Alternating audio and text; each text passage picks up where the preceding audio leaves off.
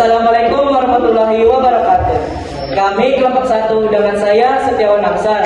Dan saya dengan saya Alisa Priyawan. Dengan saya Dilara Markoa Nanda. Dengan saya Juta Hadi. Saya Ahmad Al-Fatih.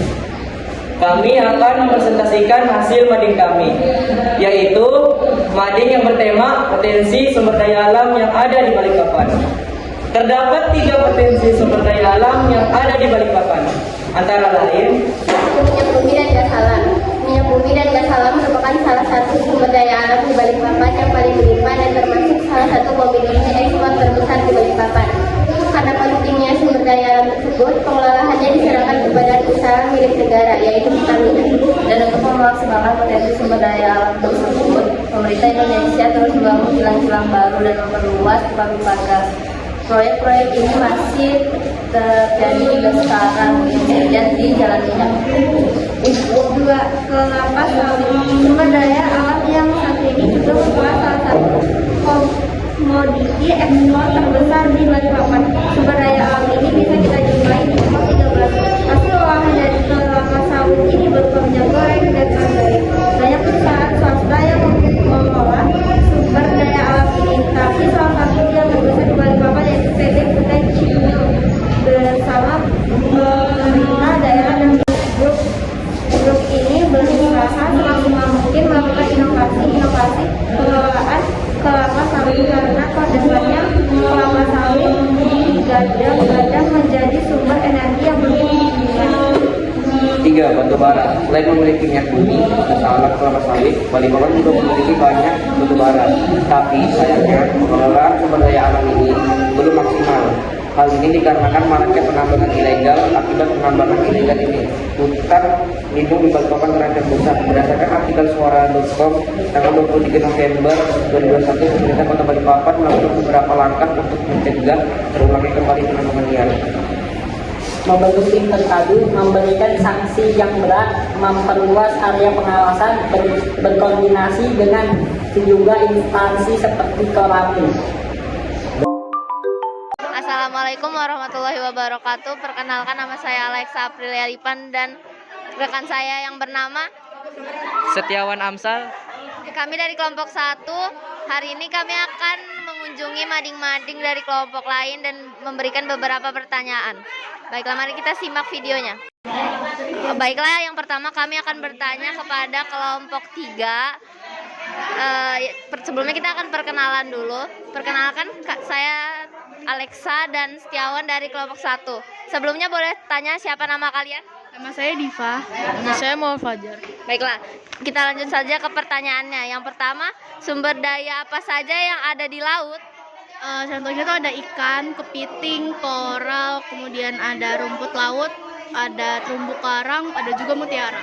Baiklah, yang kedua kami akan bertanya, apa salah satu komitmen yang perlu digalakan oleh Kota Balikpapan untuk menjaga kelestarian lingkungan pesisir?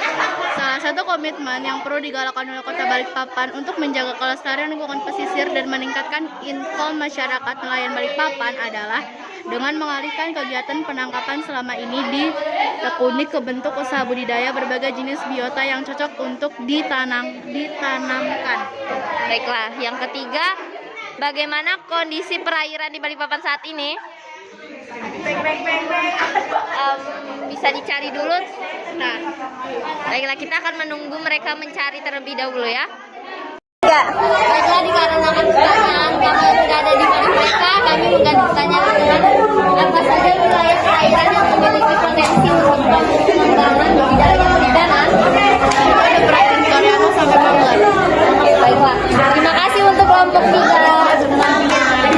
Baiklah, kelanjutannya kami akan bertanya kepada kelompok 4. Sebelumnya, perkenalkan, saya Alexa dan Setiawan dari kelompok 1. Bisa perkenalan namanya dulu? Nama saya Jiana Zira Zaida dari kelompok 4. Baiklah, apa yang dimaksud dengan kemaritiman? Ya, Apa yang dimaksud dengan kemaritiman? kemaritiman adalah yang berkenaan dengan laut. Baiklah. Yang kedua, apa saja manfaat terumbu karang? Manfaat terumbu karang adalah mencegah ombak besar. Oke. Yang ketiga, terumbu karang dapat ditemukan di mana saja? Terumbu karang dapat ditemukan di pesisir laut dan di dasar laut. Baiklah, terima kasih. Baiklah, selanjutnya kami akan bertanya ke kelompok 5. Sebelumnya kita akan perkenalkan dulu. Perkenalkan, nama saya Alexa dan rekan saya Setiawan Amsal. Bisa perkenalkan nama Anda?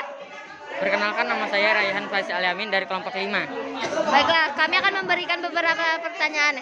Yang pertama, apa pengertian sumber daya alam hayati dan hayati serta berikan contoh-contohnya. Sumber daya alam hayati adalah benda hidup. Contohnya adalah hewan, tumbuhan, dan manusia. Sumber daya alam non hayati adalah benda mati. Contohnya adalah tanah, air, dan angin. Baiklah, yang kedua, bagaimana proses terbentuknya minyak bumi dan gas alam? Dari sisa-sisa berbagai bentuk tumbuhan dan binatang laut yang hidup jutaan tahun yang lalu tertimbun dalam lumpur dan pasir di bawah air laut. Baiklah, yang ketiga, sebutkan contoh kelompok sumber daya alam yang tidak dapat diperbarui. Contohnya yaitu minyak bumi dan gas alam. Baiklah, terima kasih. Kali ini kita akan menanyakan kelompok 2 dengan nama siapa? Muhammad Rikita. Oke. Pertanyaan pertama, sumber daya alam apa saja yang ada di Balikpapan? Sumber daya alam yang ada di Balikpapan ada minyak gas, kelapa sawit, dan sumber perikanan lainnya. Pertanyaan kedua, berapa luas perkebunan kelapa sawit di Balikpapan? Luas kelapa sawit di Balikpapan sebesar 1.357.000.000 hektar. Pertanyaan terakhir, mengapa Balikpapan disebut kota minyak? Karena di Balikpapan terdapat banyak minyak dan gas, makanya Balikpapan disebut sebagai kota minyak. Oke, makasih atas jawabannya.